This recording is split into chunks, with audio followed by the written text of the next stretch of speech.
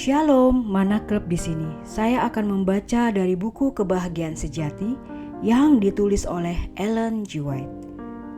Bab 9 dengan judul Pekerjaan dan Kehidupan.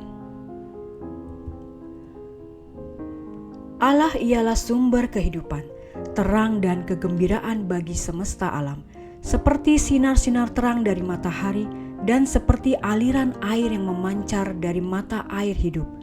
Berkat-berkat itu mengalir daripadanya kepada semua makhluk ciptaannya.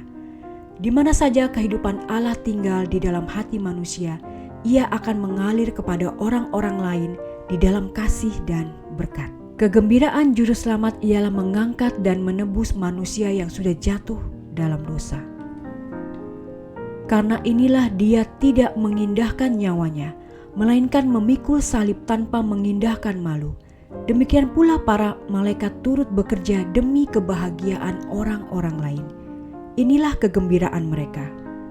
Apa yang dianggap orang yang hanya mementingkan dirinya saja sebagai pekerjaan yang hina, melainkan orang-orang yang hina dina, adalah pekerjaan para malaikat yang tidak berdosa itu. Roh kasih pengorbanan diri Kristus sendiri adalah roh yang mengisi surga dan yang menjadi inti kebahagiaannya. Inilah roh yang akan dimiliki pengikut-pengikut Kristus. Inilah pekerjaan yang akan mereka kerjakan. Apabila kasih Kristus tersimpan di dalam hati, bagai bau-bauan yang harum, maka ia tidak dapat tersembunyikan. Pengaruhnya yang suci akan dapat dirasakan semua orang yang bergaul dengan kita. Roh Kristus yang ada di dalam hati adalah bagaikan sebuah mata air di padang belantara, yang mengalir menyegarkan segalanya serta membuat orang-orang yang hampir mati rindu meminum air kehidupan itu. Kasih kepada Kristus akan dinyatakan di dalam satu kerinduan untuk bekerja sebagaimana Dia bekerja untuk memberkati serta mengangkat manusia. Dipimpinnya kita menuju pada kasih, kelembutan, dan simpati terhadap semua makhluk yang ada dalam pemeliharaan Bapa yang di surga.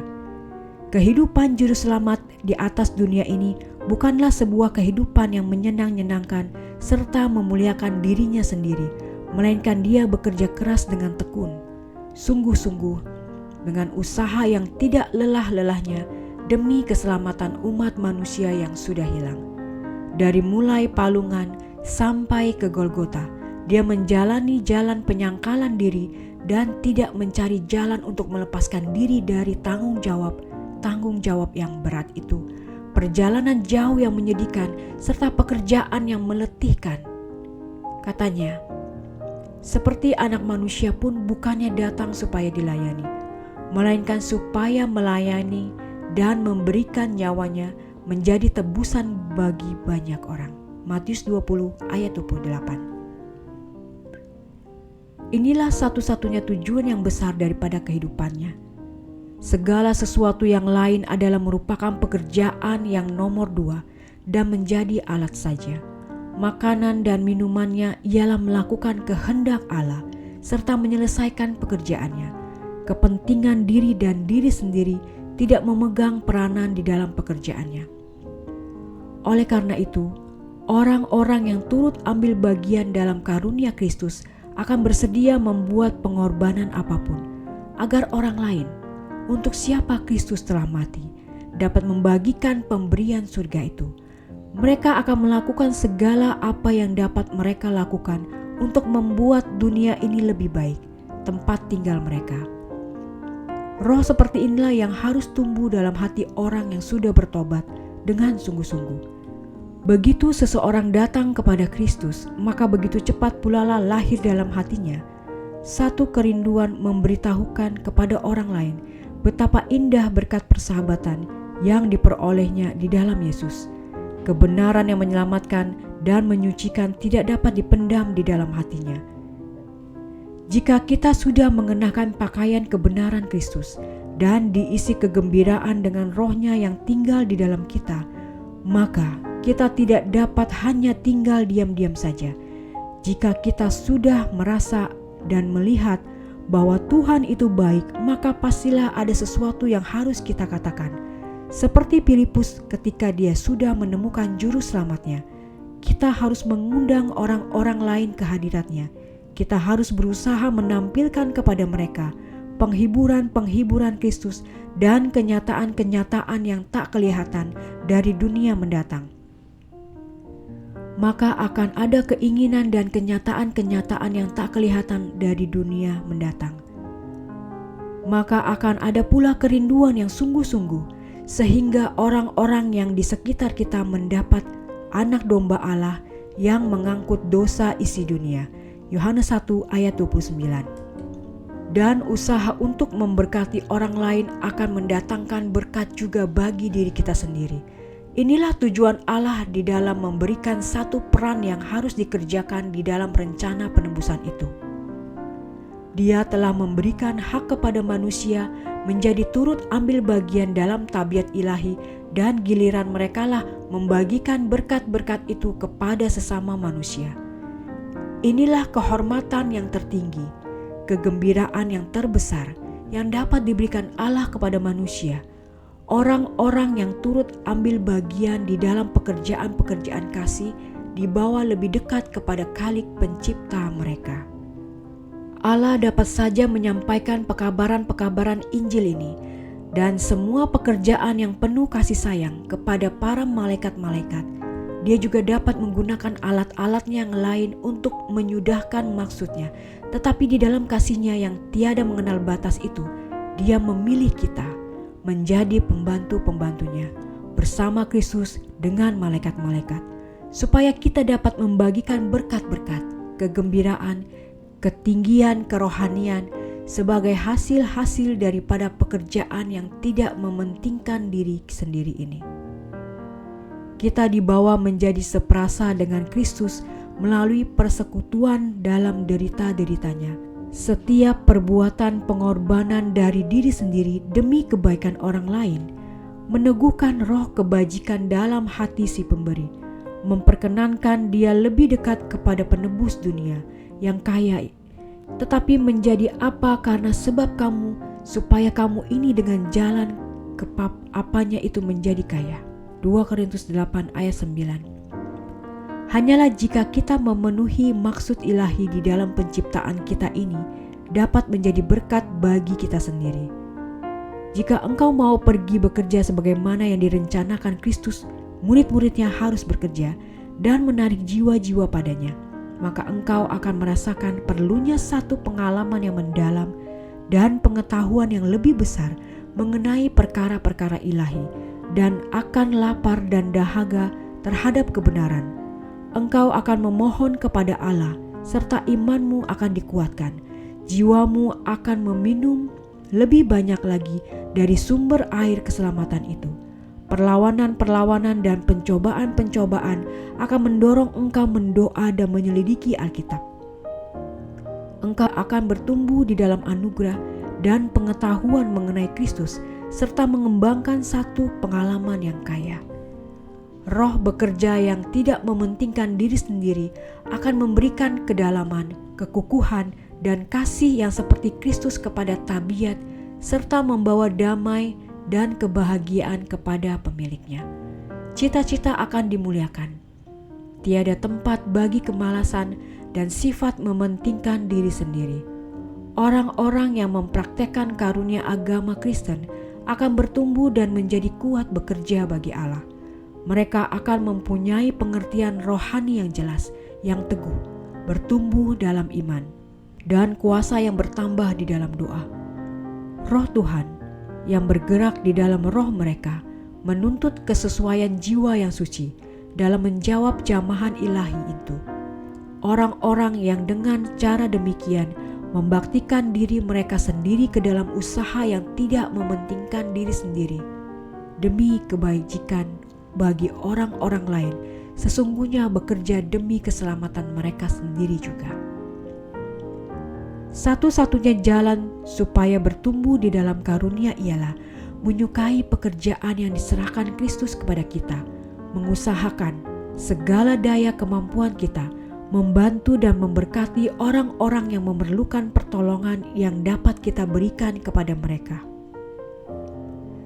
Kekuatan datang karena adanya usaha.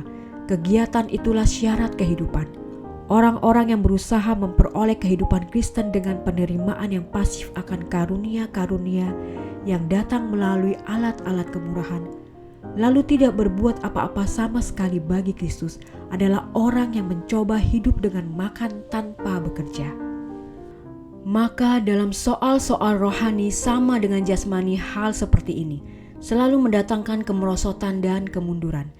Seseorang yang menolak menggunakan anggota-anggota badannya akan segera kehilangan kuasa menggunakannya. Demikian juga orang Kristen yang tidak menggunakan kuasa yang diberikan Tuhan padanya, bukan saja tidak berhasil bertumbuh ke dalam Kristus, bahkan dia kehilangan kekuatan yang sudah ada padanya. Gereja Kristus adalah alat yang sudah diangkat Tuhan untuk menyelamatkan manusia. Tugasnya ialah membawa kabar Injil ke seluruh dunia ini. Semua tanggung jawab itu terletak atas semua orang-orang Kristen.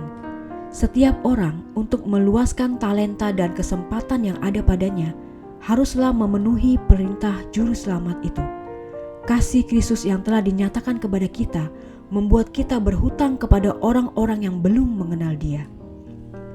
Tuhan telah memberikan kepada kita terang, bukan untuk diri kita saja, tetapi juga diberikan kepada orang lain. Jika pengikut-pengikut Kristus sadar akan tugasnya, maka akan ada beribu-ribu orang yang mengabarkan Injil di negeri kafir, di mana sekarang terdapat hanya satu orang saja, dan semua orang yang tidak dapat mengerjakan sendiri pekerjaan itu dapat membantunya dengan jalan memberikan bantuannya berupa harta, simpati, dan doa-doa mereka.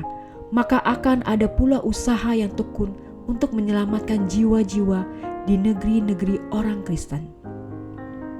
Kita tidak perlu berangkat ke negeri orang-orang yang belum mengenal Kristus atau meninggalkan lingkungan rumah tangga yang kecil sekalipun.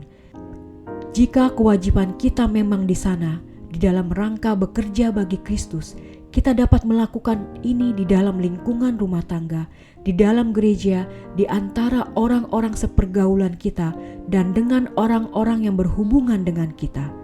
Sebagian besar daripada kehidupan juru selamat di atas dunia ini telah digunakan di dalam pekerjaan yang dilakukan dengan sabar dalam pertukangan kayu di Nazaret. Malaikat-malaikat yang melayani menyertai Tuhan kehidupan itu ketika Dia berjalan dengan para petani dan pekerja-pekerja dengan tidak dikenal dan dihormati. Dia dengan setiawan mengerjakan tugasnya ketika Dia bekerja sebagai tukang kayu, sama seperti ketika Dia menyembuhkan orang sakit akan berjalan di atas ombak Tasik Galilea.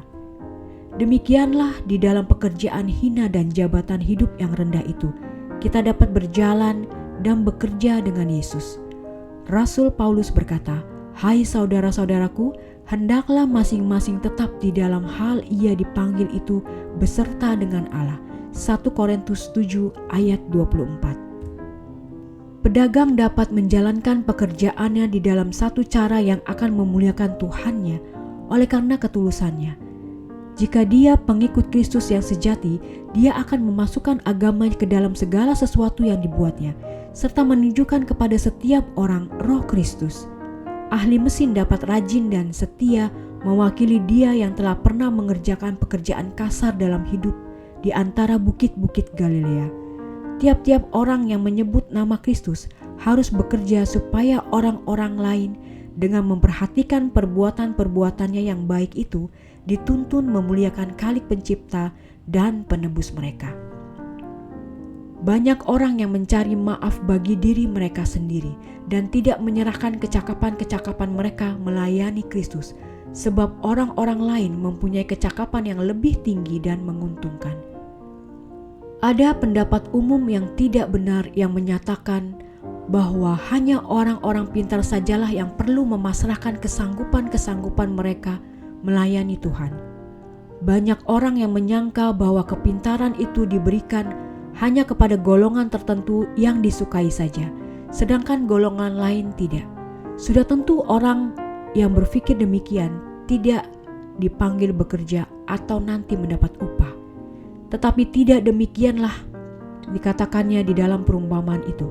Ketika tuan rumah itu mengumpulkan hamba-hambanya, kepada tiap-tiap orang diberikan pekerjaan masing-masing. Dengan roh kasih sayang, kita dapat membentuk dan mengerjakan pekerjaan-pekerjaan yang rendah itu, sebagaimana kepada Tuhan. Kolose 3 ayat 23.